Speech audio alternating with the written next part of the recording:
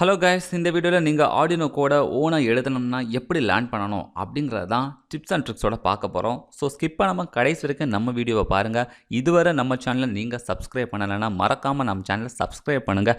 அப்போ தான் நான் இன்னும் நிறைய வீடியோஸ் போடுறதுக்கு எனக்கு ரொம்ப பூஸ்டாக இருக்கும்.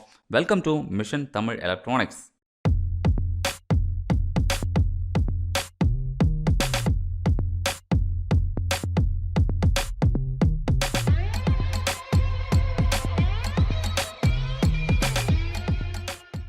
சி ப்ரோக்ராமோட நாலேஜ் இல்லாமல் கண்டிப்பாக உங்களால் ஆர்டினோ கோடை எழுத முடியாது. அதனால சி ப்ரோக்ராமோட ஒரு பேசிக் சின்டாக்ஸ் எல்லாம் கண்டிப்பாக தெரிஞ்சு வச்சுருக்கணும். இந்த ஆர்டினோ கோடை 2 விதமாக எழுதலாம். ஒன்று வந்து ஓன் ஸ்டைல் ஆஃப் கோட், இன்னொன்று அடாப்டிங் கோடு. ஓன் கோடை பொறுத்த வரைக்கும் நீங்கள் சொந்தமாக எழுதுறது. அடாப்டிங் கோடை பொறுத்த வரைக்கும் அடுத்தவங்க கோடை காப்பி பண்ணி அதை நம்ம ஸ்டைலில் மாடிஃபை பண்ணுறது. அப்போ இந்த ஆர்டினோ கோடை எழுதணும் அப்படின்னா கண்டிப்பாக முதல்ல ஆர்டினோட ஃபியூச்சர்ஸ் பற்றி தெரிஞ்சிருக்கணும். நான் சில ஆர்டினோ ஃபியூச்சர்ஸை லிஸ்ட் அவுட் பண்ணி வச்சுருக்கேன். என்ன அப்படின்னு பார்த்தீங்கன்னா, அதுக்கு 14 இன்புட் அவுட்புட் பின் இருக்குது. அதாவது D0 to D13 வரைக்கும் இன்புட் அவுட்புட் பின். அப்புறம் பார்த்துட்டிங்கன்னா 6 ஏடிசி சேனல் இருக்குது. நீங்கள் ஏடிசி இன்புட் கொடுக்கணும், இந்த சேனல்ஸை யூஸ் பண்ணிக்கணும்.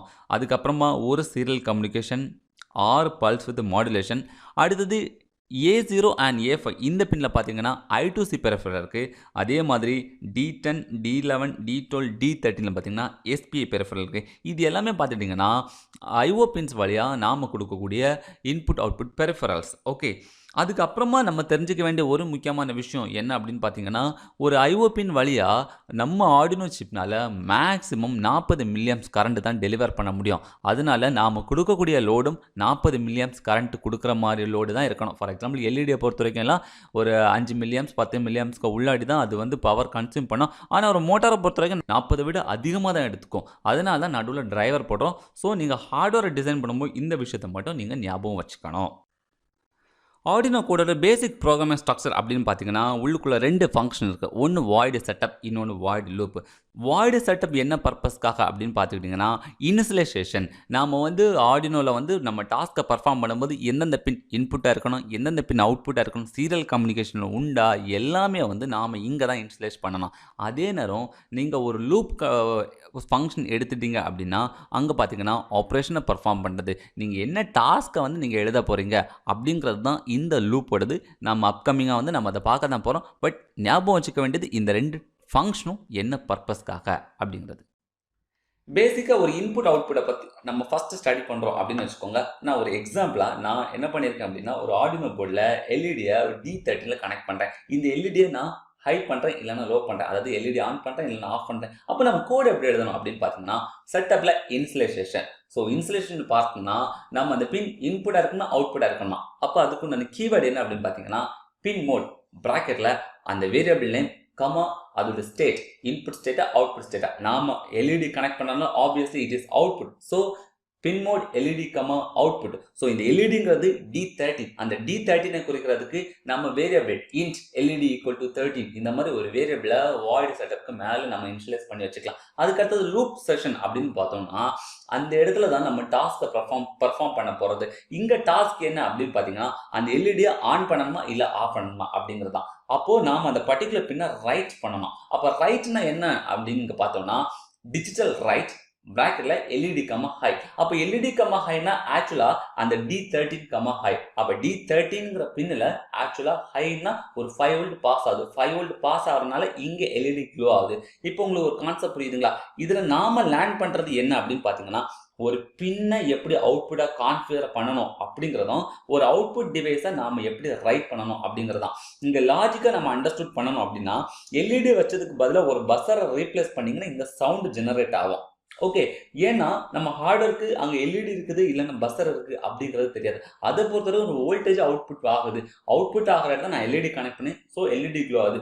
ஸோ பஸ்ஸர் பிளேஸ் பண்ணால் பஸ்ஸர் ஆன் ஆக போகுது. இவ்வளோதான். ஸோ ஒரே ப்ரோக்ராம் ஆனால் டிஃபரெண்ட் ஹார்ட்வேர். ஸோ இதை பேஸாக வச்சு நீங்கள் வந்து எப்படி வந்து நாம் ஒரு பின்னை ரைட் பண்ணோம் அப்படிங்கிறத ஸ்டடி பண்ணிடலாம். இதுவே ஒரு இன்புட் டிவைஸை ரீட் பண்ணலாம் அப்படின்னு வச்சுக்கோம். ஃபஸ்ட்டு லாஜிக் அண்டர்ஸ்டாண்ட் பண்ணோம். இமேஜை பாருங்கள், நான் ஒரு ஐஆர் சென்சாரை இன்டர்ஃபேஸ் பண்ணி ஒரு பஸ்ஸரை ஆக்டிவேட் பண்ண போகிறேன்.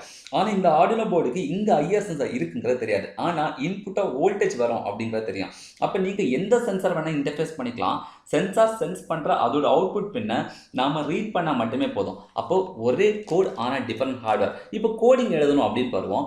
நம்ம ஃபஸ்ட்டு என்ன பண்ணுறோம் அப்படின்னா டிக்ளரேஷன் பார்ட், அதாவது வாய்டு செட்டப்க்கு மேலே ஃபஸ்ட்டு வந்து பின்னை இன்ட்ரடியூஸ் பண்ணணும். அதுக்கப்புறமா பின் மோட் ப்ராக்கெட்டில் வந்து இந்த பின் இன்புட்டாக இருக்கணுமா அவுட்புட்டாக இருக்கணுமா அப்படின்றத இன்ட்ரடியூஸ் பண்ணணும்.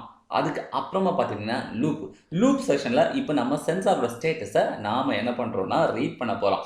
அப்போ என்ன பண்ணலாம் அப்படின்னா ஃபஸ்ட்டு ஒரு வேரியபிளை யூஸ் பண்ணணும். அந்த வேரியபிளை யூஸ் பண்ணி டிஜிட்டல் ரீட் அப்படிங்கிற கீவேர்டை யூஸ் பண்ணி நாம் சென்சாரோட ஸ்டேட்டை ரீட் பண்ணுறோம். அப்போது ஒரு ஐஆர் சென்சார் ஃப்ரெண்டில் ஒரு ஆப்ஜெக்ட் இருந்தால் அந்த வேரியபிளில் ஹை ஸ்டேட் இருக்கும், இல்லைன்னா அந்த வேரியபிள் லோ ஸ்டேட் இருக்கும்.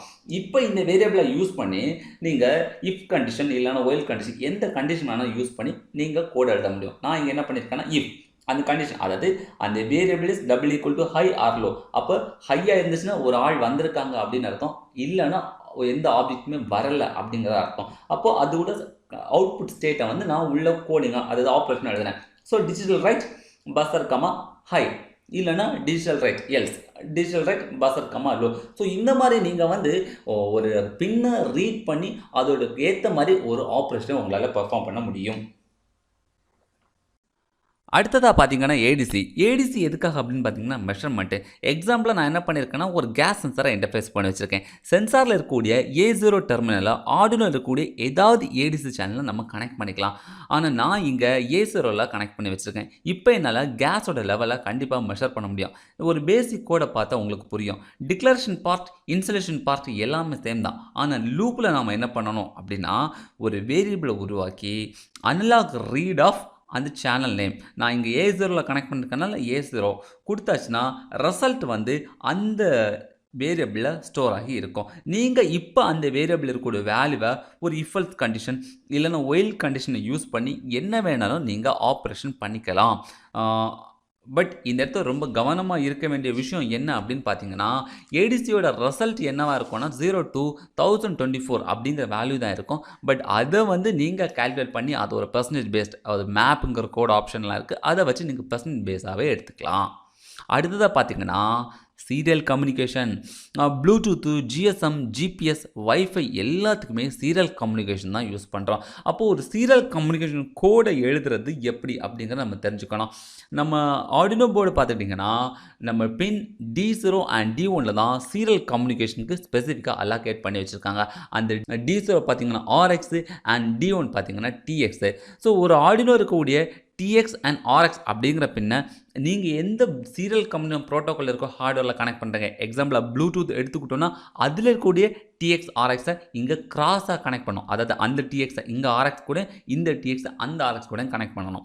ஸோ நீங்கள் டேரெக்டாக அனுப்பக்கூடிய டேட்டா, ஃபார் எக்ஸாம்பிள் சீரியலாக நீங்கள் ஒரு டேட்டா அனுப்புகிறீங்கன்னா அது அந்த ப்ளூடூத் வாங்கி ஒயர்லெஸில் அனுப்புது.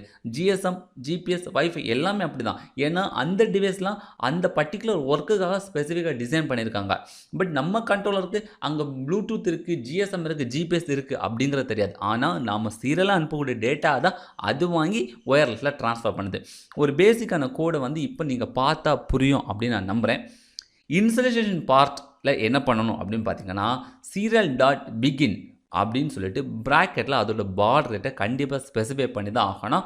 9600 தான் பேசிக்கான பாட் ரேட். ஆனால் ஒரு வைஃபை டிவைஸ் நீங்கள் யூஸ் பண்ணுறீங்க அப்படின்னா 115200 அப்படிங்கிற வேல்யூ வரைக்கும் நீங்கள் டிஃபரன்ஸ் பண்ண வேண்டியிருக்கும். பட் பேசிக்காக 9600. தென் வாய்டு லூப் அப்படின்னு எடுத்துக்கிட்டோன்னா அந்த லூப்புக்குள்ளாடி serial.print இல்லைன்னு serial.println, அதாவது println இதை யூஸ் பண்ணி ப்ராக்கெட்டில் டெக்ஸ்ட்டை கனெக்ட் பண்ணி ஏதாவது டைப் பண்ணிக்கலாம். நான் என்ன பண்ணியிருக்கேன் அப்படின்னா ஜஸ்ட் serial.print ஒரு டெக்ஸ்ட் ஹாய்னு நான் வச்சுருக்கேன்னா ஆக்சுவல் ப்ராசஸாக என்ன நடக்கும்னா நம்ம ஆர்டினோ போர்ட் ப்ளூடூத்துக்கு டேட்டாவை ட்ரான்ஸ்ஃபர் பண்ணுது. ப்ளூடூத் ஒயர்லெஸில் இந்த ஹாய் அப்படிங்கிற டேட்டாவை ஒயர்லெஸில் அனுப்புது. அதை நாம் ஒரு மொபைலில் இருக்கக்கூடிய ப்ளூடூத் வழியாக ரிசீவ் பண்ணி மொபைலில் ஹாய்ங்கிற டேட்டாவை டிஸ்பிளே பண்ணி பார்த்துக்கலாம். இந்த மாதிரி சீரியல் கம்யூனிகேஷன் நம்மளால் உருவாக்க முடியும். அதே நேரம் ஒரு ரிசப்ஷன் கோடு எழுதணும் அப்படின்னு பார்த்தாச்சுன்னா ஒயில் ஆஃப் அவைலபிள் அப்படி ஃபஸ்ட்டு வந்து இன்கமிங்காக ஏதாவது மெசேஜ் வருதா அப்படின்னு செக் பண்ணணும். அதுக்கு தான் ஒயில் serial.available அந்த மாதிரி ஒரு ஃபங்க்ஷனை உருவாக்கிட்டு உள்ளுக்குள்ளே ஒரு வேரியபிளை க்ரியேட் பண்ணணும். அதில் serial.readங்கிற கமாண்டை யூஸ் பண்ணி கண்டிப்பாக இன்கமிங் மெசேஜை ஒரு வேரியபிளில் வாங்கலாம். இப்போ இன்கமிங் இருக்கா அப்படின்னு செக் பண்ணிக்கிட்டு இன்கமிங்கில் இருக்கக்கூடிய வேரியபிளை நம்ம வாங்கணும்ல, இந்த வேரியபிளை யூஸ் பண்ணி நாம் என்ன ஆனாலும் ஆப்ரேஷன் பர்ஃபார்ம் பண்ணலாம். ஒரு எக்ஸாம்பிள் எடுத்தாச்சுன்னா, இஃப் அந்த வேரியபிள் டபுள் ஈக்குவல் டு இந்த டெக்ஸ்ட் வந்துச்சுன்னா ஒரு ஆப்ரேஷன் பர்ஃபார்ம் ஆகிறதுக்கு இந்த ஆப்ரேஷன் நீங்கள் யூஸ் பண்ணி ரோபோட்ஸை வந்து ஃபார்வேர்டு, ரைட்டு, லெஃப்ட்டு, பேக் எல்லாமே கண்ட்ரோல் பண்ணலாம். நீங்கள் வந்து வேணால் ட்ரை பண்ணி பாருங்கள். டெஃபினட்டாக உங்களுக்கு இந்த சீரியல் டிரான்ஸ்மிஷன் கோடும் சீரியல் ரிசப்ஷன் கோடும் புரியும். அதாவது ஒரு சின்ன ரோபோட்டிக் அப்ளிகேஷன் பண்ணாலே உங்களுக்கு ஆட்டோமேட்டிக்காக இந்த டிரான்ஸ்மிஷன் ரிசப்ஷன் அப்படிங்கிற கான்செப்ட் தெரிஞ்சிடும். அடுத்ததாக பார்த்தீங்கன்னா பிடபிள்யூஎம் பொறுத்த வரைக்கும் அது ஒரு வோல்டேஜ் கண்ட்ரோல் பேஸ் பண்ணுற மாதிரி அப்ளிகேஷனுக்காக தான் டெவலப் பண்ணியிருக்காங்க. ஒரு எக்ஸாம்பிளாக சொன்னாச்சுன்னா, ஒரு எல்இடியோட பிரைட்னஸை இன்க்ரீஸ் பண்ணலாம், டிக்ரீஸ் பண்ணலாம், மோட்டாரோட ஸ்பீடை இன்க்ரீஸ் பண்ணலாம், டிக்ரீஸ் பண்ணலாம், ஒரு ஏசி வோல்டேஜை வந்து நம்ம கூட்டலாம், குறைக்கலாம்.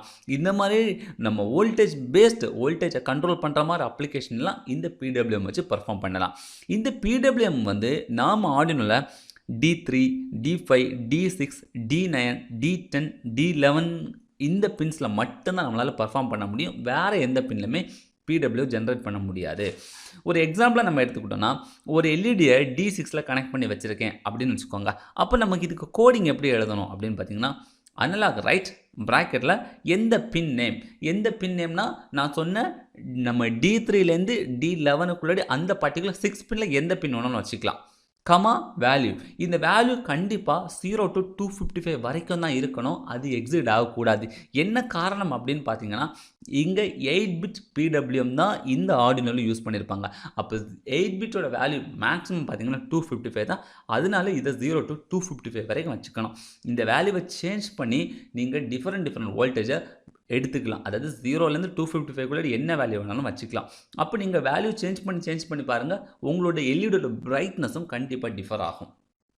ஓகே, சிமிலர்லி நீங்கள் இது ஒரு மோட்டார் பேஸ்டு அப்ளிகேஷனில் நீங்கள் ரன் பண்ணுறீங்க அப்படின்னு வச்சுக்கோங்க. ரொம்ப சிம்பிள், மோட்டாரோட ஸ்பீடை குறைக்கலாம். அதுக்கு L293D போட்டர் யூஸ் பண்ணிங்கன்னா அது எனேபிள் பின்னில் நீங்கள் இந்த பிடபிள்யூஎம் அப்ளை பண்ணி பாருங்கள். அடுத்ததாக பார்த்தீங்கன்னா I2C பெரிஃபரல். இந்த I2C அண்ட் SPI இது ரெண்டுக்குமே நாம் ஜென்ரலாக லைப்ரரிஸ் போகிறது பெட்டர். ஃபார் எக்ஸாம்பிளாக பார்த்தீங்கன்னா, ஒரு DHT11 சென்சார் இன்டர்ஃபேஸ் பண்ணுறீங்க அப்படின்னு வச்சுக்கோங்க.